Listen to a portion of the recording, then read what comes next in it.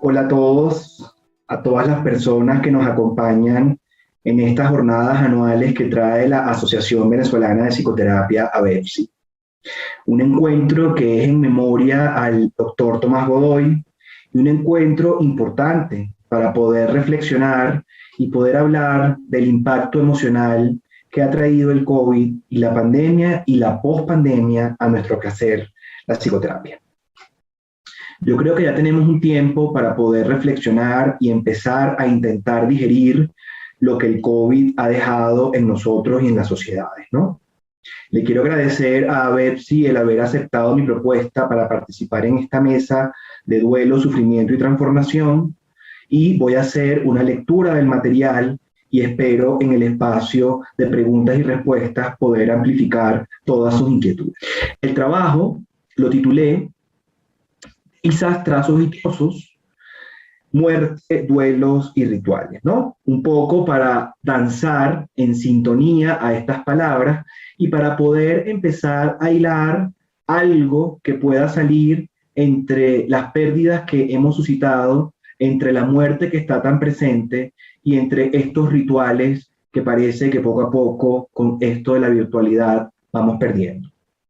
Voy a iniciar entonces la lectura de mi trabajo. Los tiempos turbulentos por la pandemia del COVID-19 nos han enfermado y nos han enfrentado a la pérdida de perdernos y de perder. La sociedad actual está hecha trizas, ya que el individuo posmoderno no da respiro a su ser. Sin duda, la pospandemia ha trazado con mayor conciencia la ruta que define el vivir. De la cuna pasamos a la tumba. Y con los trozos del presente nos aferramos y anhelamos a aquello que no volverá jamás. La muerte ha dejado sus huellas, ya que habita nuestro presente y no ha podido disolverse en la invisibilidad del olvido. No ha podido ser archivada en el tejido de la memoria. Nos ha mostrado distintas caras y ha producido múltiples heridas, ya que con su llegada ha expuesto la experiencia del horror y ha tambaleado a la conciencia para que podamos entrar en contacto con algo distinto y algo diferente. Tenemos que entrar en contacto con una conciencia que debe asumir a la muerte en sus espacios. Carlos Gustavo Jung nos recuerda que la muerte es un pasaje, es una parte de un largo y desconocido proceso vital. Morir es perder, y ante la vida, la pérdida debe encontrar una nueva dimensión simbólica a través de la elaboración y la significación que ella trae. Al proceso que atravesamos cuando estamos ante una pérdida, nosotros lo conocemos como proceso de duelo. Y un duelo es una emoción profunda que tambalea al alma y enriquece nuestra memoria emocional. Para Rafael López Pedraza, el duelo es dolor sentido que invade a todo nuestro ser, haciendo vibrar las membranas del alma, contactando con el miedo y el pánico que implica el vacío y que deja en el alma un campo activado a través de las emociones que trae la condolencia. La psicoterapia es un espacio de escucha y de contención del sufrimiento. En los últimos años se ha visto preñada por desconsuelos que no encuentran ritual para poder digerirse. Nos encontramos en la era del vacío de Lipovetsky, una era de pérdida de rituales, como dice Byung-Chul Han, que nos deja en trizas el setting y que segmenta en trozos el mapa que trazaba nuestro quehacer.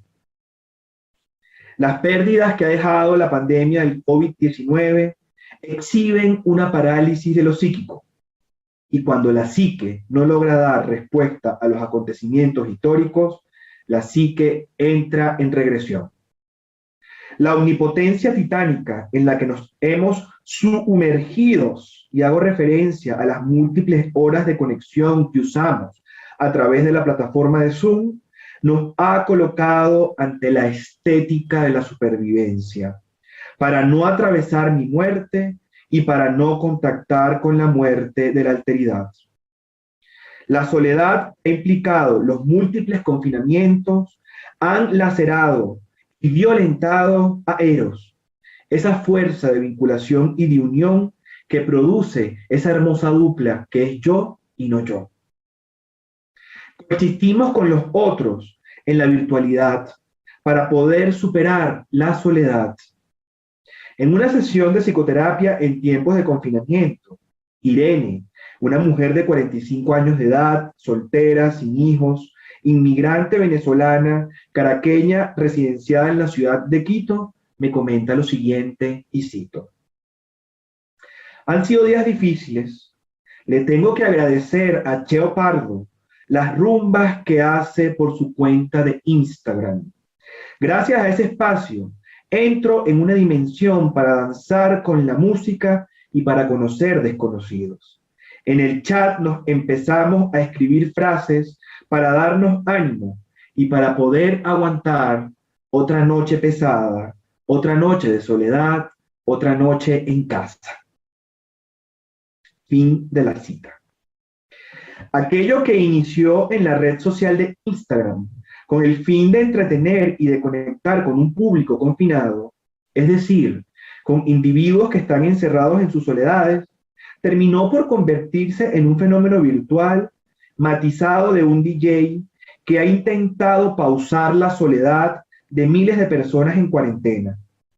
Personas que se encuentran en un lugar, en una pantalla, de múltiples dispositivos móviles y que se conectan a través de un chat sin imágenes, en donde hay solo textos que enuncian la repartición de bandejas de pequeños a modo de Second Life, en donde hay emojis de incontables vasos de ron, de cerveza y hasta salidas repentinas para ficticiamente ir a comprar un par de veces bolsas de hielo.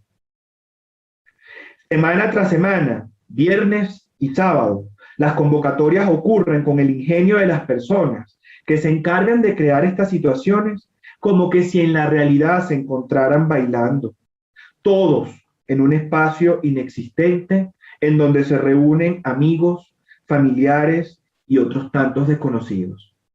Parece que los rituales o no existen o se van transformando. Irene, con su experiencia virtual, me hace viajar con su sufrimiento a la línea delgada que implica la muerte por la soledad. Con la muerte y al mismo tiempo contra ella, creemos encontrar el acceso para ser con los otros libres y para alejar lo insoportable de la soledad en nuestro presente. La paciente existe en un no lugar sin otro existente. Noches de insomnio para perder la noción del presente con sus inicios y sus finales. Momentos paradójicos, ¿sí? Para poder olvidar que en otras partes del planeta muchas personas no pudieron acceder al ritual fúnebre de poder despedir seres queridos que definitivamente no le ganaron la batalla al COVID-19. Un presente adherido a un pasado con dificultades de renovación por la incertidumbre tenaz que nos trae el futuro. El insomne padece de una cara de la muerte. El individuo queda atrapado en una duración y en un tiempo que no avanza, en un tiempo donde fallecen minutos y horas y en donde nada transcurre y nada fluye. Para los griegos, la muerte era naturaleza de los mortales. La fantasía de no querer dormir para no morir es inflación del ego, estado de narcisización o de ibris que nos aleja por completo de nuestra interioridad. Lutos, lamentaciones, sollozos y aullidos son emociones ritualizadas que se activan ante el campo emocional de la pérdida.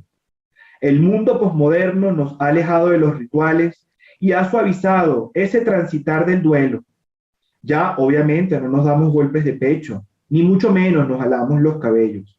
Al contrario, estamos en una sociedad paliativa que ha hecho trizas el proceso de incubación que requiere la concientización después de haber atravesado una pérdida. Ahorita lo que tenemos que hacer es que hay tiempos limitados para poder entender que eso se ha perdido. Debemos cesar la vivencia de existir aferrado a ese pasado que ya no está. En ocasiones vemos, como decía Freud, que no solo es la sombra del objeto perdido lo que ataca el yo. También es posible que el yo no quiera soltar a los objetos, generando apegos patológicos que nos hacen trizas y que vuelven trozos nuestro aparato mental. En ese danzar de olvido y de recuerdo, el dolor del duelo se siente en lo físico, pero debe registrarse en lo psíquico. La función social del luto debe dejar de un lado que el sufrimiento esté y que el sufrimiento puede encontrar un rito que requiere de un sentimiento tan privado que casi siempre es obligado por lo público a dejar de existir. Sufrir es vivir, y el sufrimiento es una emoción básica que requiere nuestra psique para su desarrollo y su amplificación. Desde el viejo cuento de Apuleyo sobre Cupido, Eros y Psique, conocemos las metáforas necesarias para generar ese soul making o proceso de hacer alma. A través de las heridas que producen las flechas de Eros, entramos en un viaje fundamentado por el sufrimiento. El sufrir lo podemos vivenciar desde dos caminos. El primero, cuando el sufrimiento es una carga poco liviana para el yo, y en una parálisis psíquica nos victimizamos por lo que nos ocurre y por lo que perdemos.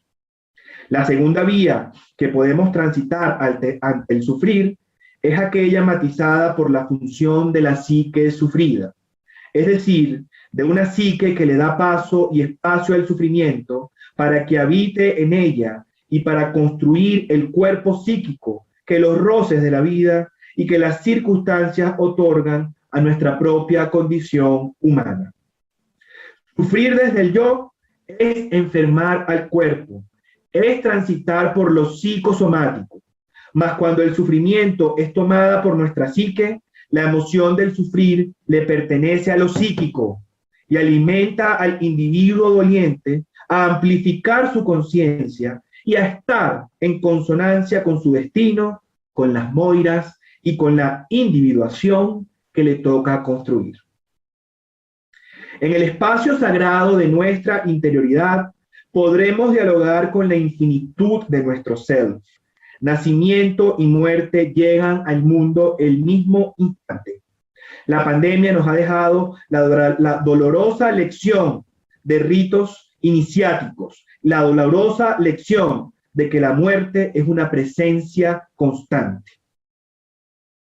Tenemos que tejer el camino de estos ritos iniciáticos para poder traspasar el umbral de la vida en estos dos momentos que este acontecer del COVID ha dejado y ha traído consigo. La vida no será la misma desde la llegada de ese invasor, de ese pequeño diminuto que nos sigue arrebatando y quitando nuestros más preciados tesoros. Y la pospandemia, más que un futuro incierto, se ha vuelto un eterno presente que nos aniquila y que nos mata. La topología actual de las pérdidas se matiza por la desaparición de los rituales, lo que imposibilita coagular los duelos del presente. Recordemos que cuando estamos haciendo referencia a los rituales, estamos intentando definir a esas acciones simbólicas que transmiten y representan los valores y que mantienen cohesionado a un colectivo o a una sociedad.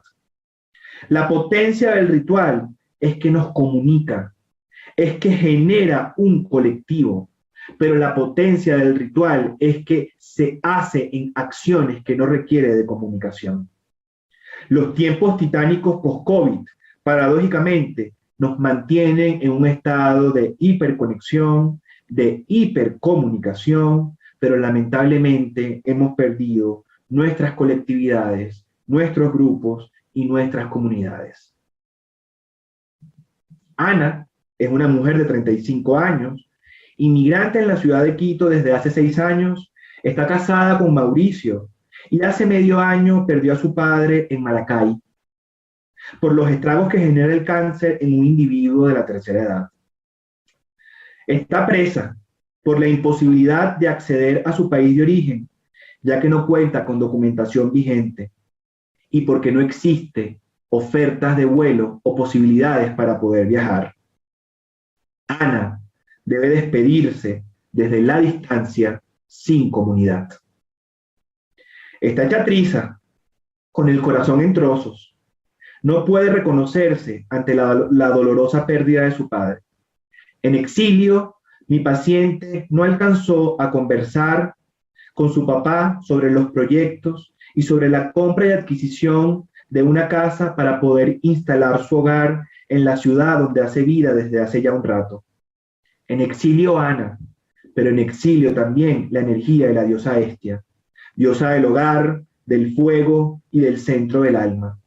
Ana está desenfocada, no encuentra imágenes que le ayuden a comprender su presente. Atraviesa un vacío simbólico que no llega a un cuadro franco de psicosis. No tiene rituales, no tiene metáforas generadoras de sentido que le ayuden a encontrar estabilidad psíquica a su vida pese a sus circunstancias. Como Ana, miles de personas tampoco pudieron decir adiós desde los ritos fúnebres que el judeocristianismo permite en el occidente del planeta. Los rituales, desde su aspecto simbólico, permiten la instalación del hogar, de ese espacio interior que nosotros denominamos alma. Los rituales transforman la forma de estar y de ser en el mundo, porque con los rituales más bien estamos en casa. Estamos en lo conocido y en lo que repetitivamente requiere la psique para conocerse y para reconocerse. Los rituales son fiables, hacen habitable el tiempo, lo celebran, lo acondicionan y lo ordenan.